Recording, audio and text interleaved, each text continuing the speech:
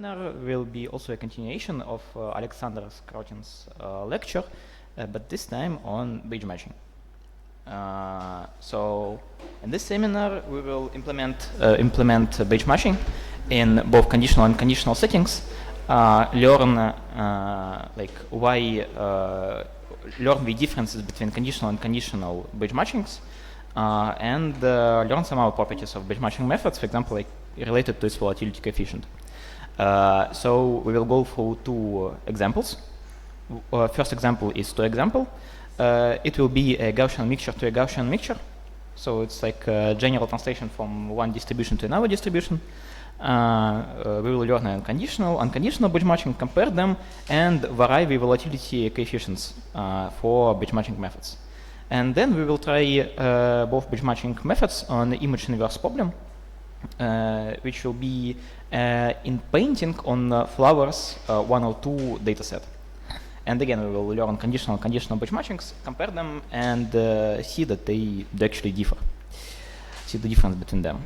So first of all, I'd like to recap some theory. So the lecture of Alexander was not that far ago, so I will be a bit faster.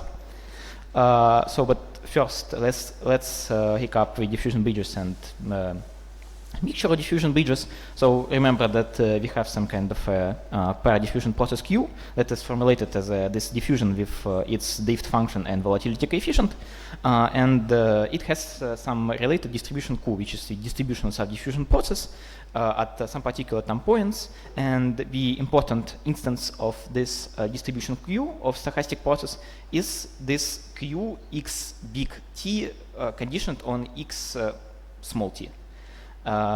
This would be used for a Dubas transform, and basically the distribution of random variable x big T at time t conditioned on x small t at time t. So then, if we have this pair process, we can make it to start and end at some particular points, as Alexander said, by employing Dubas transform. So I recap that Dubas transform would look like this. So the only thing that differs from the prior process is this definition of this gradient of logarithm of distribution Q, basically this score function of stochastic process, if you would. So basically this helps us to see into the future of the process and the condition on this future. And of course we start from x0. And we call such thing a diffusion bridge. Then, diffusion bridges are great, but they do start and end at one particular point.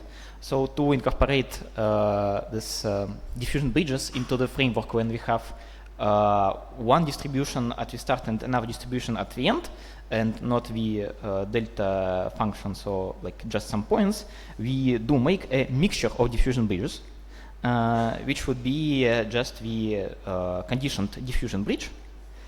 Conditioned on points x0 and x1, or x big T, and weighted by our initial distribution P on x0 and xt.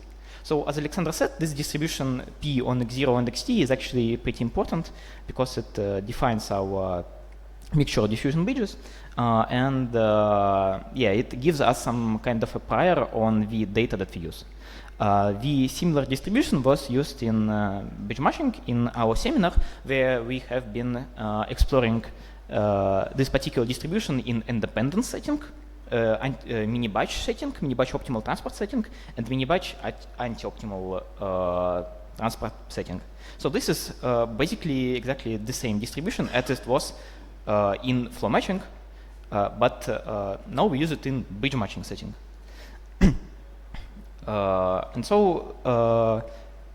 We get this cyclical process, which is a stochastic process that starts at distribution P0 and ends on distribution Pt. It has these two distributions, but there's a problem: we cannot sample from this stochastic process because it is not a regular Markovian diffusion. Like we just do not have a way to sample from it, to sample like xt given x0 based on it. So what do we want here is take this wonderful reciprocal process and learn a approximate way to and learn a stochastic differential equation that is very similar to this reciprocal process and that we can actually sample from. Yeah, this can be done by a Markovian projection that I will tell later.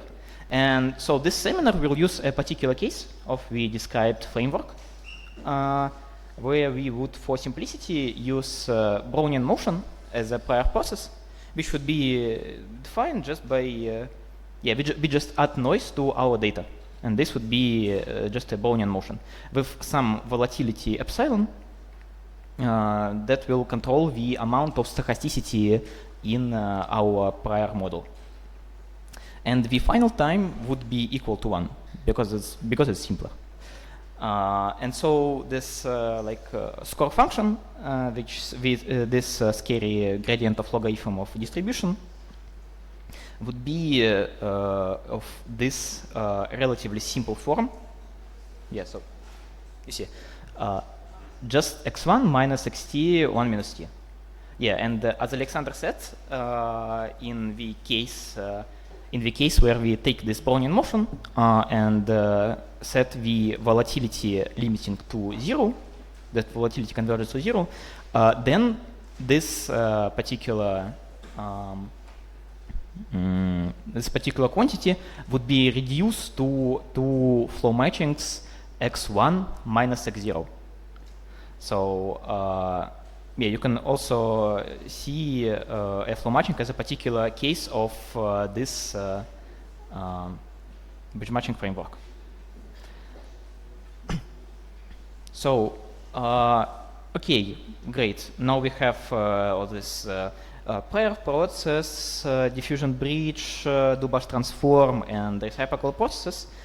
Then we want to learn a stochastic differential equation that tries to somehow mimic the behavior of this mixture of bridges that we just derived.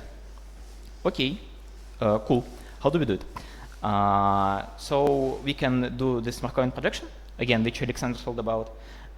So basically, this Markovian projection tries to learn a stochastic differential equation with this alternated drift. So again, this is different from the prior process just by this expectation of gradient of logarithm function, gradient with expectation of the score function. This is the only difference. And if we have this expectation of gradient of logarithm of stochastic processes distribution, then we can construct this SDE explicitly and sample from it explicitly by just inferring like numerical solvers for stochastic differential equations. So, okay, great.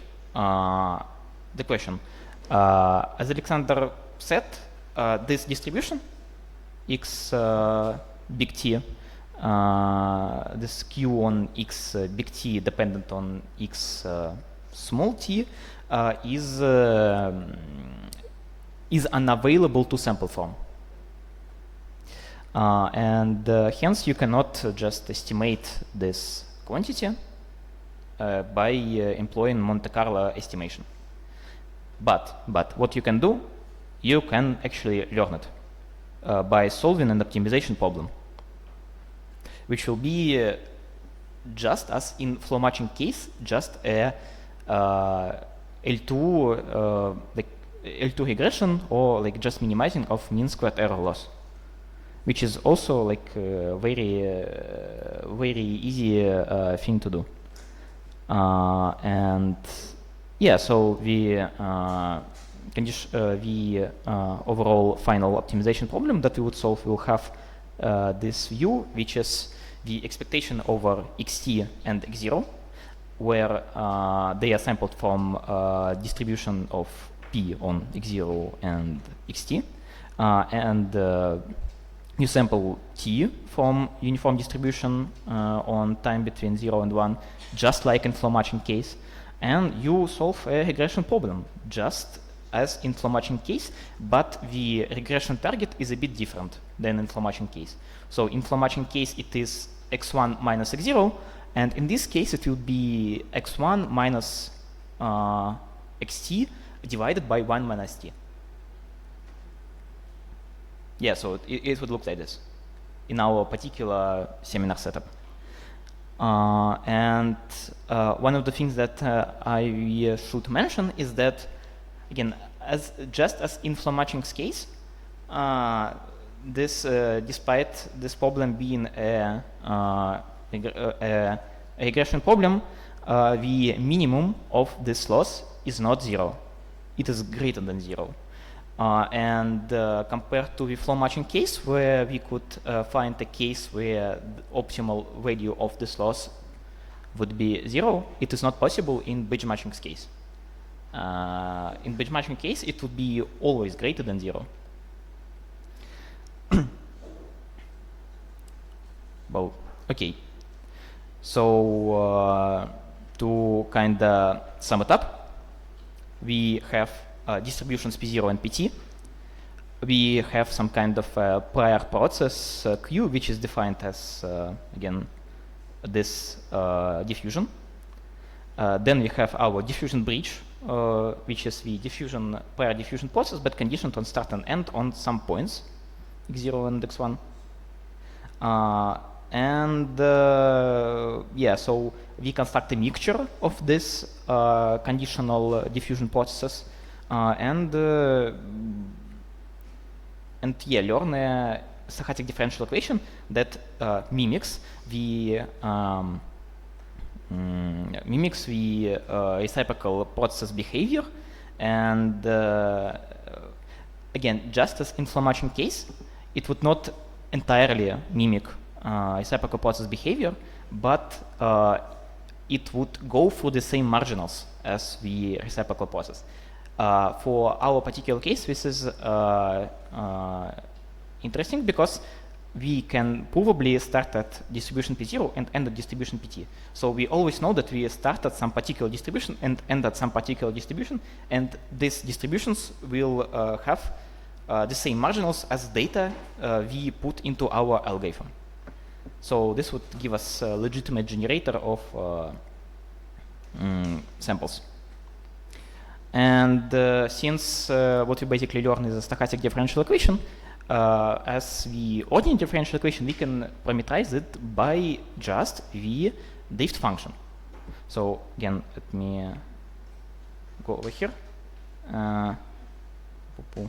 Yeah, so we have to just parameterize this fxt plus this math expectation and learn it via this xt. And here is a square missing. And the beautiful thing about bridge matching is that we don't have to learn the volatility coefficient because it stays the same as in the prior process in this one. So since in our case we have a Brownian motion process, then the volatility coefficient will be the square root of epsilon. And in our resulting SDE, it will be also a square root of epsilon. And so yeah, we just parameterize our vector field by neural network, solve a regression problem, and everything is great, everything is awesome. We have a stochastic differential equation that goes from one distribution to another distribution. So okay, this is unconditional bridge matching. There is another version of bridge matching called conditional bridge matching, which differs from the unconditional bridge matching by just a little bit. What we do is just we alternate the vector field a bit and add conditioning on x0, aka starting point, to our vector field. So like in practice, everything else stays just the same. We just alter the neural network that we use as the vector field parameterization. But despite such little practical changes, actually the theoretical qualities of learned process differs very much, because I want you to recap that unconditional bridge matching like regular batch matching, do not preserve data distribution. So again, as Alexander told you, it does not preserve the data distribution. However, conditional batch matching actually does preserve the data distribution because you just learn a family of diffusion models that start at some x0 and go to some conditional distribution xt given x0. And this is a very useful in practice fact and this is the main difference between unconditional flow matching and conditional flow matching. Like the fact that one preserves the data distribution and the other does not preserve the conditional data distribution.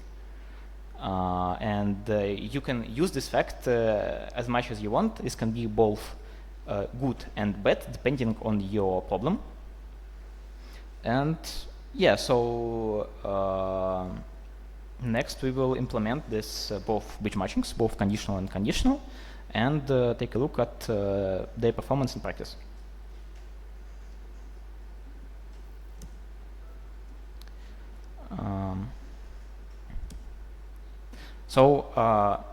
First, let's start the implementation of our batch matching. And the first thing that we want to do is to implement sampling of points for from the Brownian bridge to train from. So I want you to recap that for the optimization of this regression batch matching clause, one has to sample x1, x0, t, and actually xt also. So you have to also sample xt stochastically from a Brownian bridge, which in our case will look like this.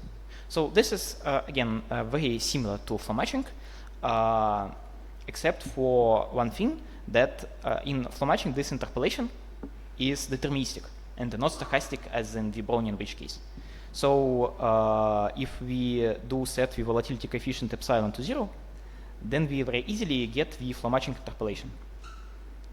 And yeah, like this analogy goes for many things with batch matching, that flow matching is just the particular case of batch matching with volatility coefficient going to 0. And so the implementation of sampling from Brownian bridge is very similar to the flow matching one, because we do this have these coefficients, which is 1 minus t and t, just as in flow matching, but we add also a stochastic coefficient, which would be t multiplied by 1 minus t multiplied by volatility coefficient epsilon, and we sample some random noise. And the resulting xt will look like this. So if we will do like this and delete the stochastic part, it would be essentially a flow matching interpolation that we have written this morning.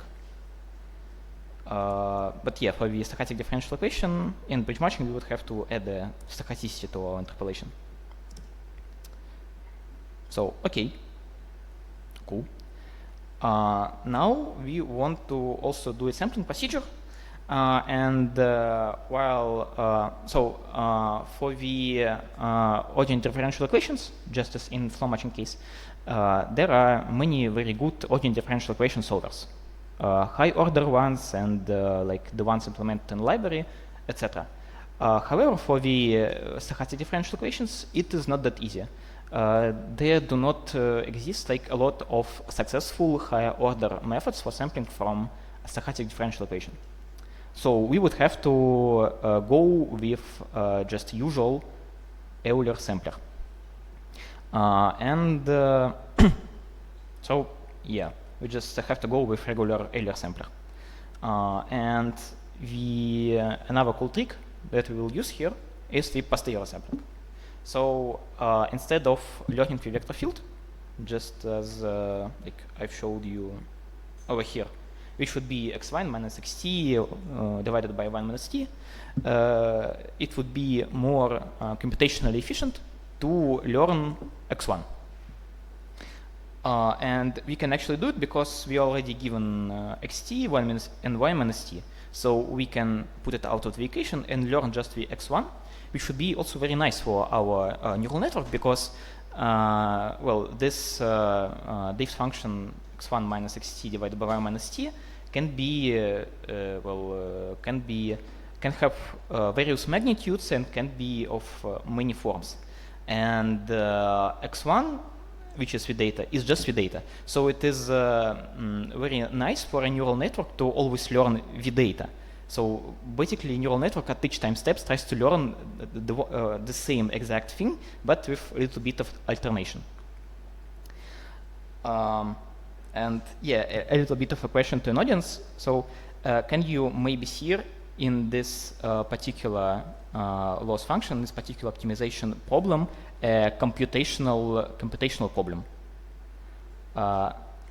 Yeah, so what can go computationally wrong in that objective? I will cancel it a bit. Yeah. When t equals 1, the right is divided by 0. Yeah. And if t goes to 1, then yeah. So we cannot we will not have like t equal 1 here because it's actually like undefined with this t. But yeah. So computation, if you go near this t near 1, we will have computational problems. And like in practice, we go from 0 to t like equal to 0.999999. And hope that it goes all right. But still, this can be like a computationally tricky problem. And so switching to the prediction of x1 would be a very nice thing because, as I would show earlier, yeah, so then loss would look like this. So it just learns the x1. And then we just add this division and xt later. Or actually do not add it. So yeah, great. In terms of sampling, on each sampling step, we would go with the something very similar to the earlier sampler, but we will start up from point xt. Then we will predict x1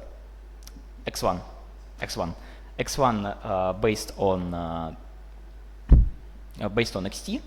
We predict, so we can predict the endpoint and go somewhere in the middle by a closed form posterior sampling. So that way we can predict the resulting data and still sample points somewhere in the middle. Yeah, so this would be this trick is used in many diffusion models to enhance their performance. Also known as preconditioning, I guess. So yeah, in practice, how this sampling goes, we go for the so we input the number of integration steps that we want, which is also known as NFE, or number of function evaluations. So basically, on each integration step, we would need to do one function evaluation. That's why it's called number of function evaluations, so NFE. Then we have our time grid, which will be from 0 to 1 divided by 100. Do a little bit of steps of this like delta t, which would be 1 divided by 100. Infer our neural network, predict some STD mean, and do a posterior sampling. Again, posterior sampling is actually closed form, so the formula is a little bit different from the Brownian motion, but not for much. So basically, you can give an xt, you can just sample from normal distribution a point somewhere in the middle. And you just do it like 100 times, and at the end, you have your SD trajectory.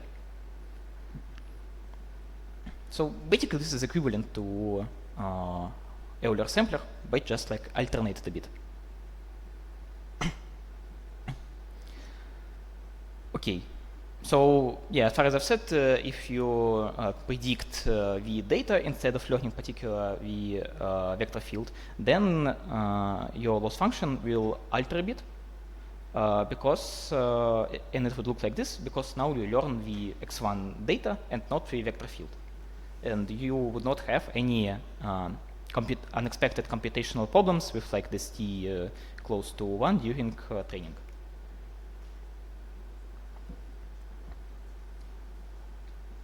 So, and again, yeah, the minimum of this loss is not 0, which is like important, just as for the upper loss.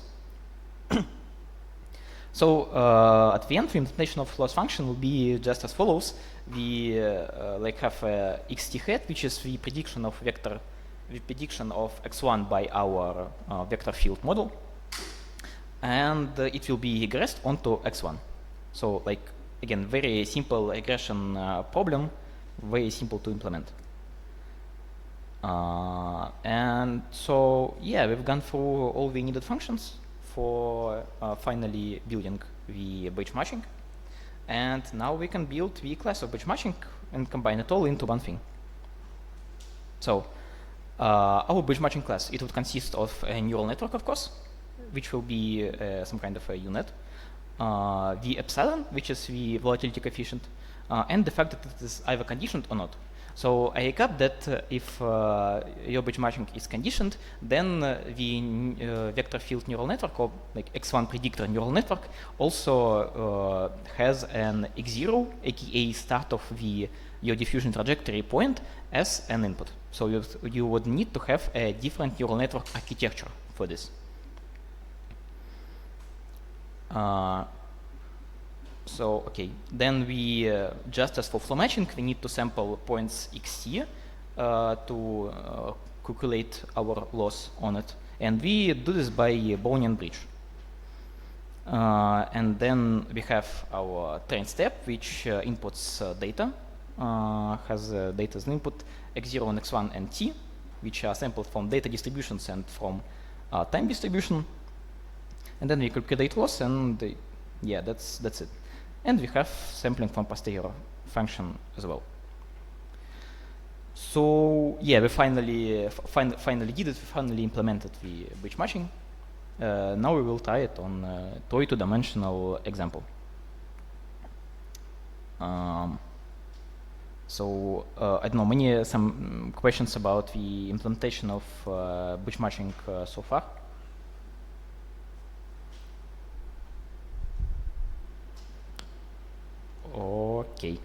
Okay, then I will go to the experiments. Okay, so now we will test our batch matching and conditional batch matching on two-dimensional problem, which would be two Gaussians to two Gaussians.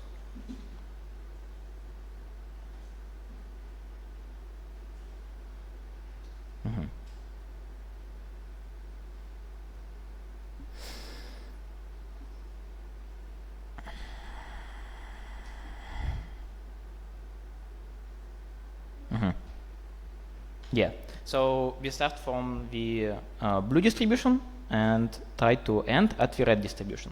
So these two distributions are very, very similar, but what is different compared to the, for example, previous two experiment with flow matching is the fact that both of the distributions that we have, both starting and ending distributions, are multimodal.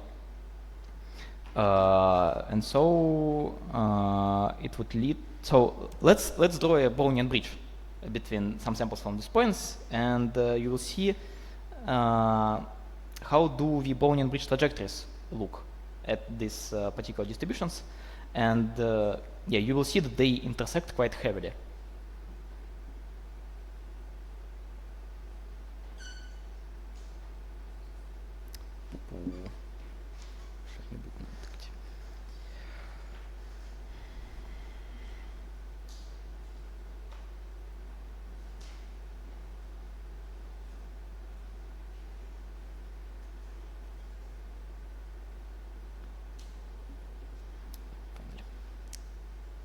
Yeah, so this is the Brownian bridge trajectories for different points from these two distributions with different volatility coefficients. So let's take a look at the first one. So what you can see is remarkable here, that that trajectories do intersect. So they have some kind of this crest in the middle, and trajectory intersection is like a cornerstone of bridge matching and flow matching methods, because some of the methods do preserve this intersection, some methods do not preserve this intersection. And yeah, you can see at the volatility of 0.1, the trajectories are not that stochastic. They are like almost straight, let's say. They have some kind of this like stochasticity part, but mostly they are straight. And so if we take a volatility coefficient of 1, which is 10 times bigger, you can see that actually volatility starts to grow up, and our diffusion trajectories, Brownian bridge trajectories, start being more and more stochastic. So yeah, all of these things are because of all of this, say, sharp edges are because of stochasticity. But trajectories do still intersect. And for the epsilon of volatility coefficient of 10, which is like a lot, you can see that yeah, trajectories are very, very stochastic. It is like almost impossible to actually understand what trajectory is which trajectory is which trajectory, because they do intersect very heavily. And yeah, so very, very noisy trajectories. And yeah, I recap that we can actually learn flow matching with bridge matching with different volatility coefficients. So basically, we can learn a flow matching with each of these volatility coefficients, and it would be like different bridge matchings with different properties. So let's pick the middle volatility coefficient of 1 and try to learn a bridge matching on this type problem with it. Yeah. Okay, it takes a lot of time. So I will just show you the result, that if we will learn a flow matching or bridge matching on the volatility coefficient of 1, then you can see that it fits the resulting distribution very well. So the yellow points are the generated points from our bridge matching model, and they should be lying approximately in the same area as red points, and you see that they actually do.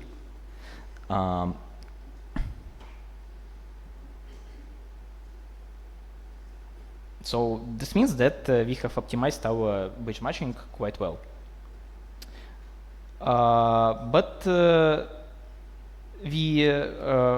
fitting the final distribution is one thing.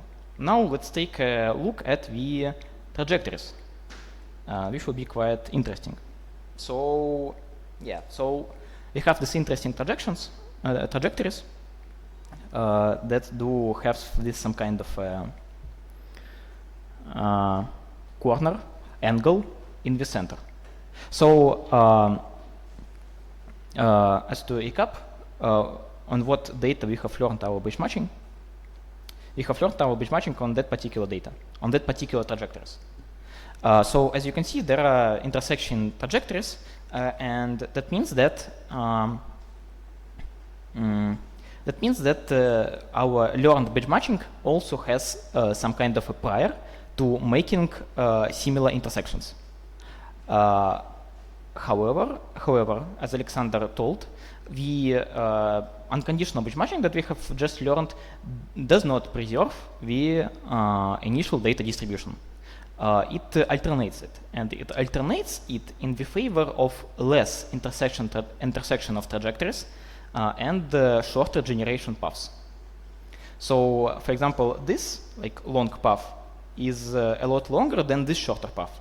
So the unconditional bridge matching will go through this path if it is possible. Yeah, it has less probability of intersection with our generation trajectories. So for flow matching, actually, the intersections between generation trajectories are non-existent because it is ordinary differential equation, and the trajectories of ordinary differential equations do not intersect. But for the stochastic differential equation, it is possible, so that the generation trajectories will intersect.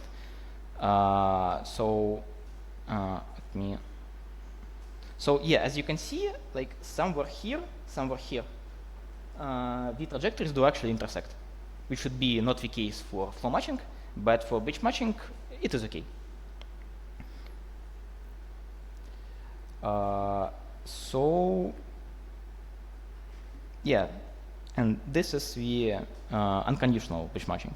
So to kind of conclude the experiment, so we have learned the batch matching, which has successfully learned the translation from two Gaussian distribution to another two Gaussian distribution, and which changed the data plan in favor of non-intersection trajectories. So, okay. But the different thing will happen with conditional batch matching. So let's take a look at conditional batch matching. So again, we can use almost the same thing, but we would need a different neural network architecture, which should be like a little bit alternated MLP in our case. So yeah, we can launch the learning.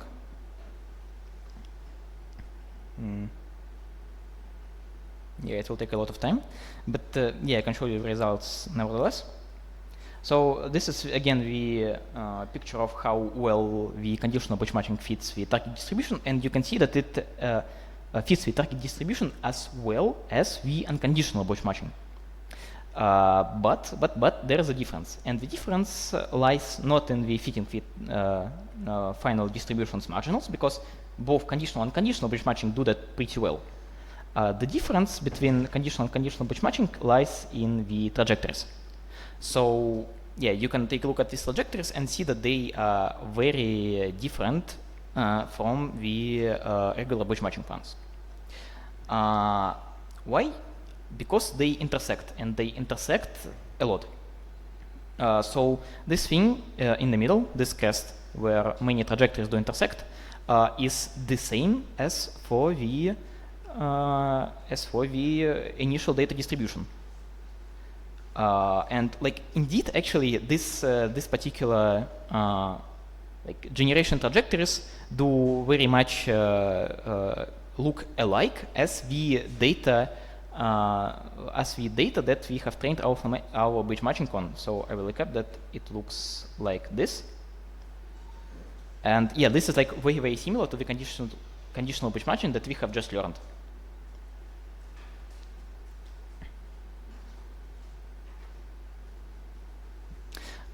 And another beautiful thing that you can see here is that actually the trajectories are relatively straight. Just as the interpolation that we have used to train our batch matching on. But they do intersect pretty heavily. So as you can see, the distribution of data that we have used to train our batch matching on pretty much is being conserved by the conditional batch matching, and this can be both good thing and the bad thing.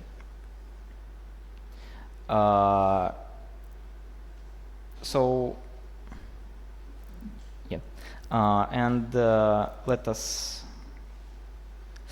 made a mistake. So let's make a conclusion out of this experiment. So both batch matching methods, both conditional and unconditional, do learn final distribution pretty well. So they both learn the red distribution of two Gaussians. This is great. In that sense, they are pretty much the same. But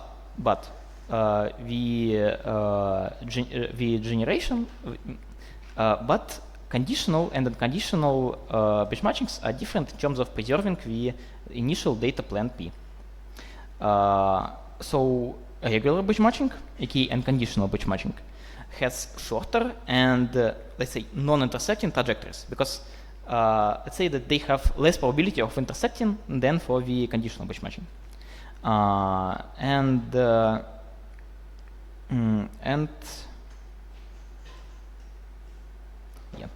And so they do preserve the data plan P, and since they do not preserve the plan P, and since conditional batch matching does not preserve the plan P, then it can be used for the unpaired learning, because it can alternate this plan P and try to find the optimal, in a sense, instead of showing garbages, actually, one.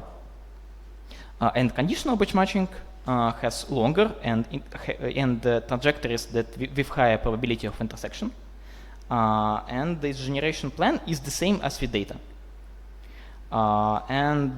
Yeah, so the plus is that we conserve the data plan, which can be a good thing depending on your task. But the bad thing also can be that it preserves the initial data plan, because it depends basically on the task that you have. So if you want your model to preserve the data plan, that is good. If you do not want it to preserve it, then it is bad. And one particular case when preserving of initial plan is bad is unpaired learning, because conditional batch matching will not have a possibility to kind of learn a new relatively optimal plan, because it does not alternate it. You just set the data plan and that's it. You do not change it after. So again, I want to make some kind of emphasis on this, so that conditional batch matching does preserve the initial transport plan and have intersecting trajectories, while the unconditional batch matching does not preserve the transport plan. As you can see, points from this upper blue Gaussian do not go to the lower red Gaussian as they did in the data.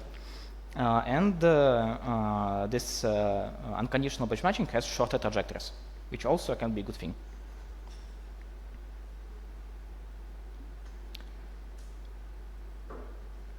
Okay.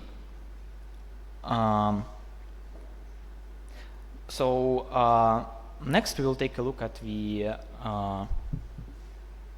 image-based task. So maybe some questions before the second part of the seminar.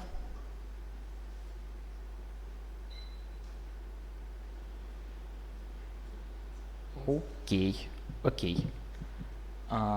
Then I will go to the image-based problem, which is indeed like a problem that you in reality can solve using batch matching. So it is not a toy problem in some sense. So we will take a look at the problem of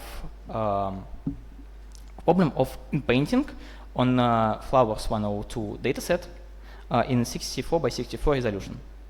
So what is painting? It is when you have some kind of an image, or I can show. If you have some kind of an image, and but this image does not have a center. So the center of this image is just black. But you want to generate you want to fill this blank space with something that suits the surrounding image. So, for example, for this purple flower, it is logical that instead of this black square, there should be a part of the flower of a purple color. And yeah, this is like a relatively hard image inverse problem. That is more suited for the conditional batch matching, actually. So yeah, let's learn both unconditional and conditional batch matching models on this painting task problem, and take a look at their difference. So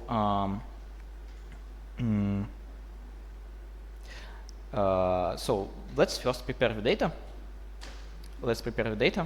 Which would be a flowers 102 dataset, which is the like relatively known dataset, like consists of 102 classes of flowers.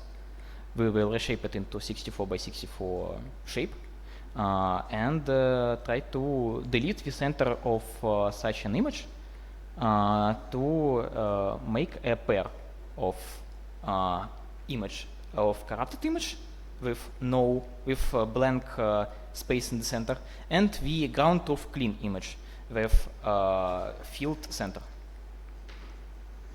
So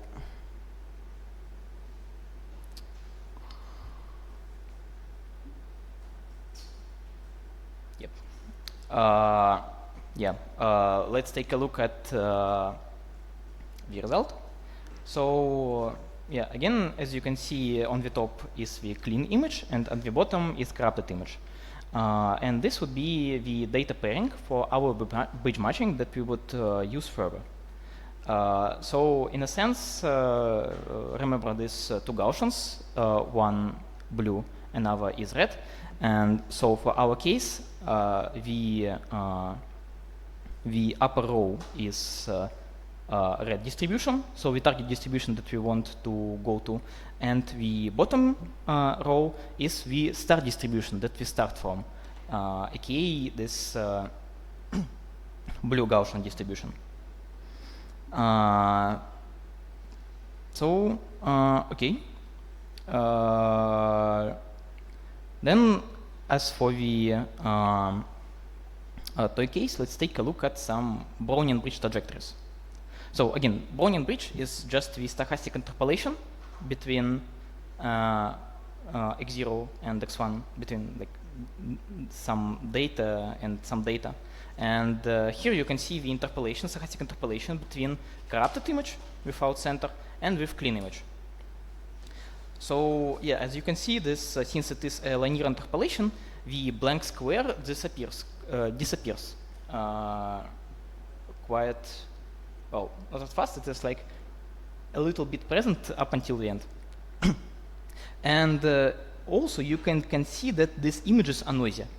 This is because we add a noise to our linear interpolation. So one can say that, well, these images are noisy. The noisy images are bad. Why don't we use deterministic interpolation? So these images would be clean. I would say that the additional stochasticity actually adds as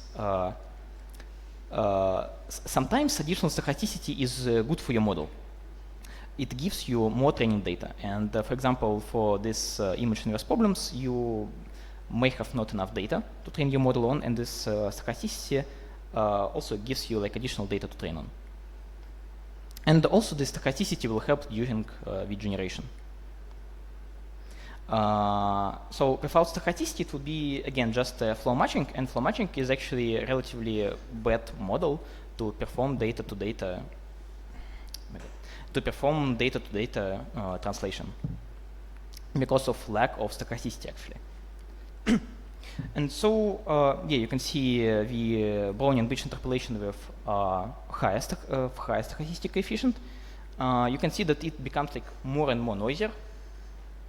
And yeah, so the blank square in the middle like disappears somewhere like in the middle of trajectory because it's just replaced by the noise. And for even higher volatility coefficient, I think you cannot even see the difference between one part of the trajectory and the others because they have predominant noise. So noise is the predominant force here, and yeah, it's hard to distinguish one sample from another because of the noise. So in practice, what volatility coefficient would you use? So so first of all, you can guess that such a high volatility coefficient, such as this, is quite bad because this stochasticity is too high, and it would be hard to learn a model on such stochastic data. So this stochasticity, like middle stochasticity, looks pretty much normal. And yeah, actually you can, I think, learn a like relatively good bridge matching with this stochasticity for this problem. But practice shows that the lower volatility coefficient, the better, in particular for the inverse problems. And for example, one could use like even lower volatility coefficients, for example, like 10 to the power minus 3, and it will still be okay. Like performance would actually be even better than now. But we would use the volatility coefficient of 0.1 and learn our bridge matching models with it.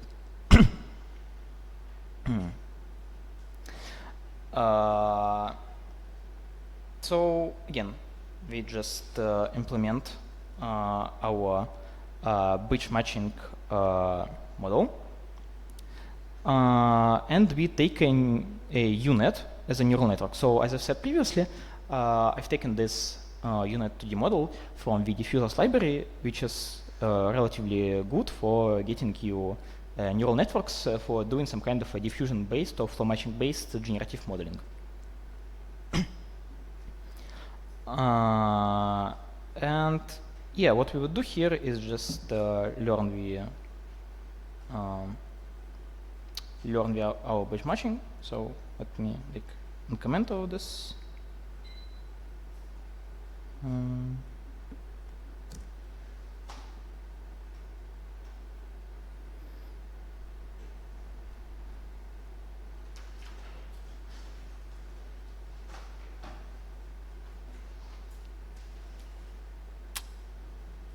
Yeah, very slow.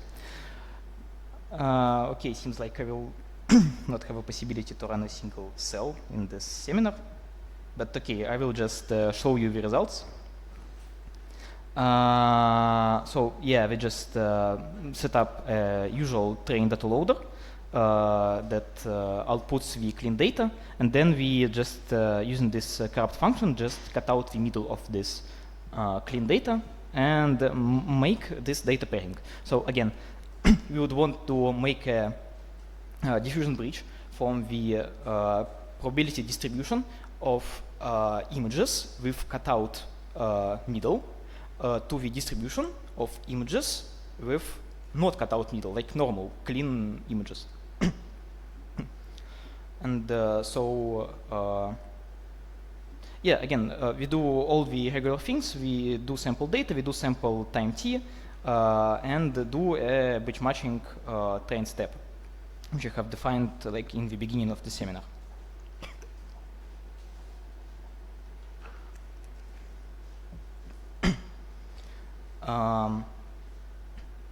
Yep. Okay. Yeah, like learning of this model like actually takes relatively a lot of time because the neural network is relatively heavy.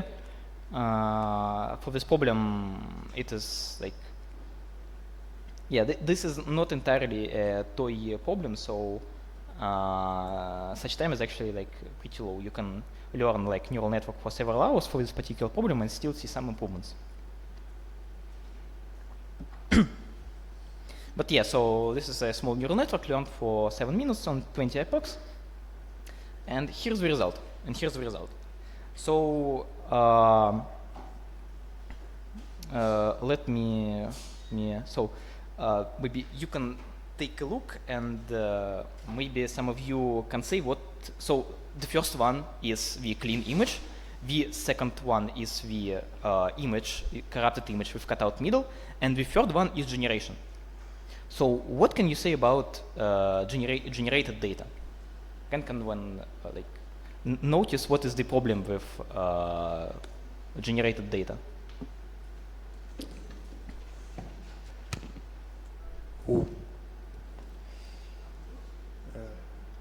Okay. So it is very blurry. It is very blurry. Sorry, Sergey, do you hear me? I'm here. Okay. So yeah, it was my question.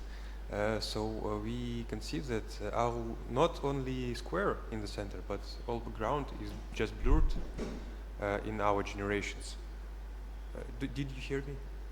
No, like it's hard for me to hear. Okay, I will speak a bit louder. We can see that whole background just blurry stuff and so on. So it's just because our model is small and not capable to handle it out, or by something else? Yeah, well, it will certainly be better if the model will be more parameterized, if the model will be more expressive. Yeah, so for example, for the unconditional batch matching, for conditional batch matching, we would use exactly the same neural network with like almost approximately the same number of parameters, and the result will look quite sharp. Okay. So this is also can be considered as some kind of batch matching property.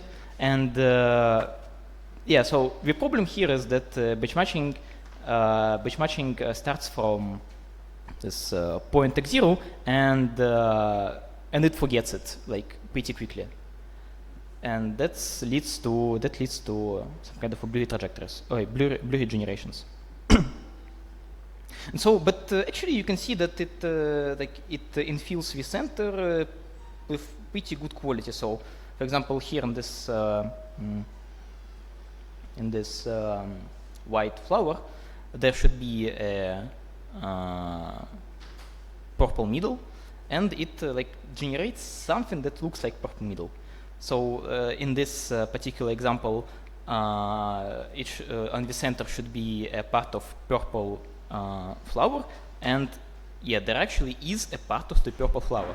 So in that sense, batch matching works pretty well. It feels pretty well, but the image is blurry. So okay, let's see, will conditional batch matching help us? So again, we all do almost the same thing, but I've already said, the neural network architecture for the conditional batch matching will be a bit different. It will have xt and x0 as an input. So the dimensionality of data as an input is 2 times bigger. So we would have to a bit of change the number of in channels for our neural network. So basically what we do is concatenate our 2 images. So the one image has the channel of 3, the other image has the channel of 3 also. We just concatenate there by their channel dimension and get just 6 channels instead of 3. The other part of the neural network stays exactly the same. Yeah, and then we just learn it as a regular batch matching. Let's take a look at results.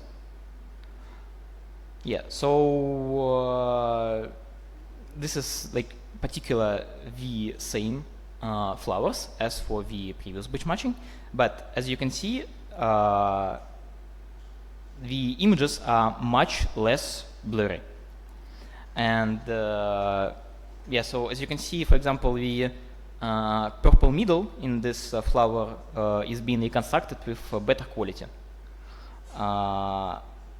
So yeah, the main thing here is that flowers do not look blurry anymore, and hence this just more visually attractive and can be considered as a relatively good solution to the problem. So this happens because conditional batch matching is better for general image-to-image translation problems. So general image-to-image translation problems do include problems like image painting, for example, day-to-night translation, for example, like horse to zebra translations, like or for example, coloring of shoes. And because the data that you have in these problems actually has relatively good prior for solving it, and you do not want to change the data distribution that you get from your data set, because you will likely change it in the wrong way. And in that particular case, the conditional batch matching is better, because it does not alternate the generation plan.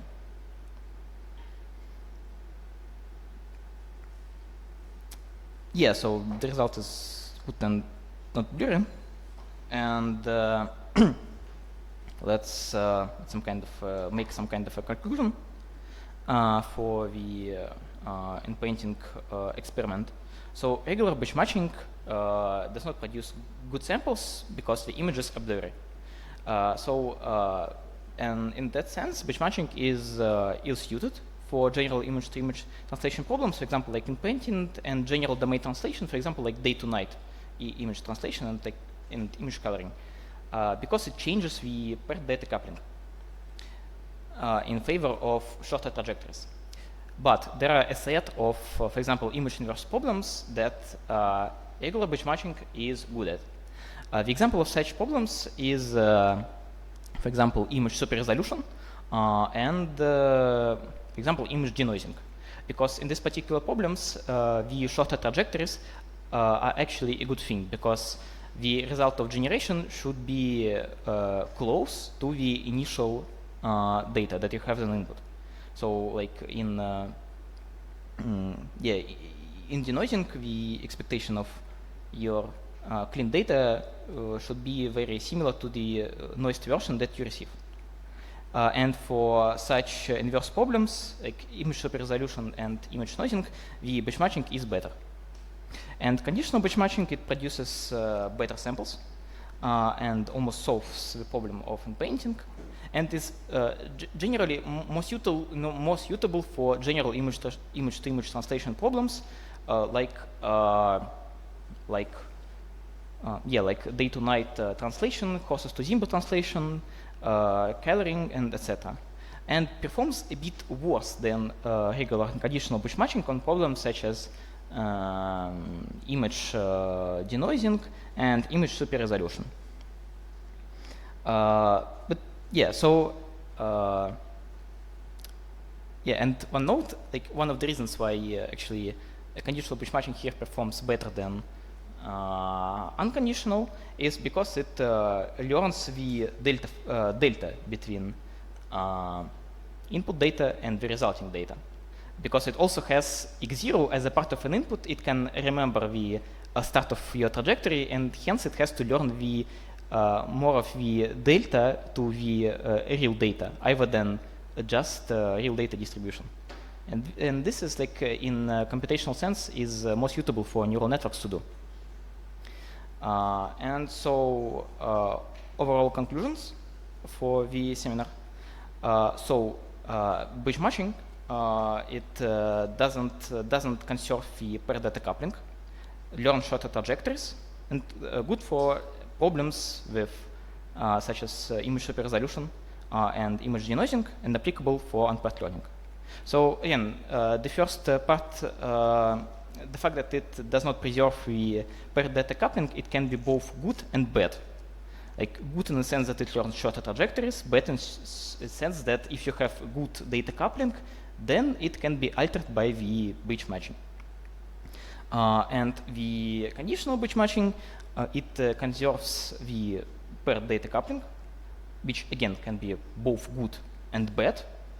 It learns longer trajectories, or better to say, it does not alternate the generation plan in the favor of shorter trajectories as regular batch matching does. This conditional batch matching is good for general image-to-image translation problems, such as image inpainting, day-to-night translation, horses to zebra translation, and etc. And conditional batch matching is not applicable for the unpaired learning because it does not alternate the data plan, and hence cannot optimize over the data plan, which we need for the unpaired learning. And yeah, so I guess that's it. That's it for the seminar. Here are some related materials, which I think like also Alexander have shared. So yeah, I think that's it. Thank you.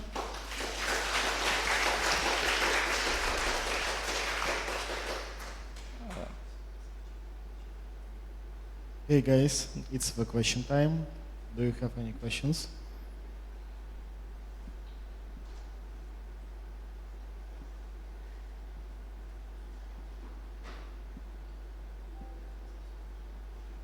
Question?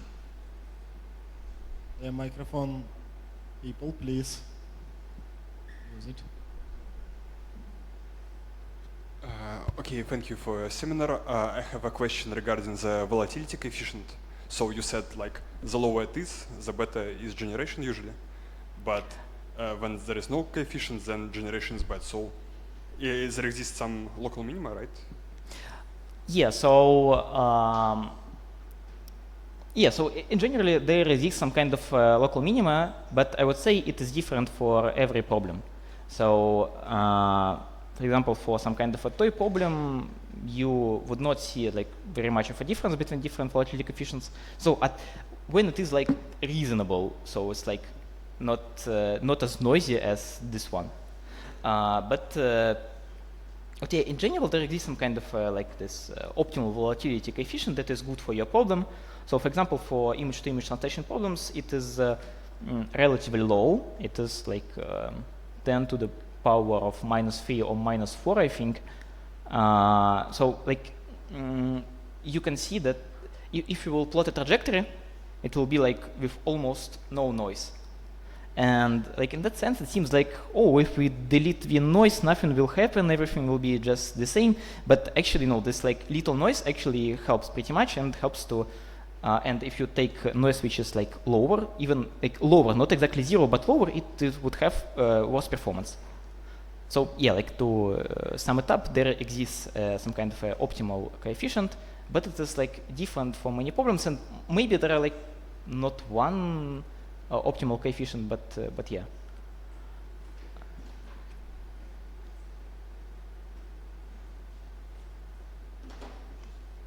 Yeah, thank you for the seminar. And I have a question about to transform this model to three-dimensional case. As understood, we only need to change UNet architecture. And after that, it also should work. Do you feel some nuances in transferring to three-dimensional case, for example, for tomography? Yeah, well, the only thing they would have to do is, I think, just like put 3 instead of 2 here. This is the only change, yeah. Yeah, like in theory, yes. In practice, well, I don't know. In practice, I don't know. Well, it depends on the specific of problem that you use. Like if you use it for some kind of inverse problem or like domain translation on the 3D data, like tomography. So yeah, I think it depends on your particular problem. So maybe you would have to add some kind of like tricks to make your performance better. But in general, you just have to. Like, for example, for super resolution.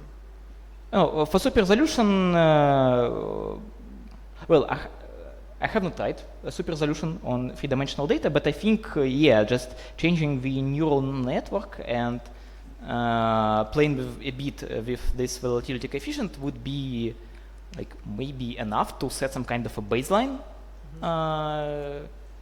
So yeah, and then you can go further in some kind of like maybe empirical things and to make your like bridge matching model work better for your particular case, I would say. Okay, yeah, thank you.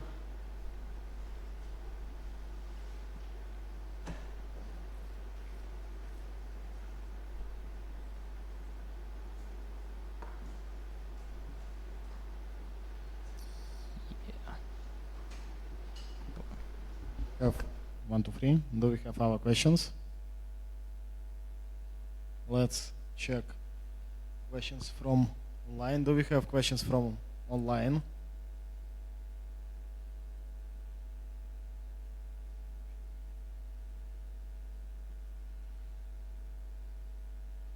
Okay, so I suppose we can finish our today practice. Thank you very much, Sergey.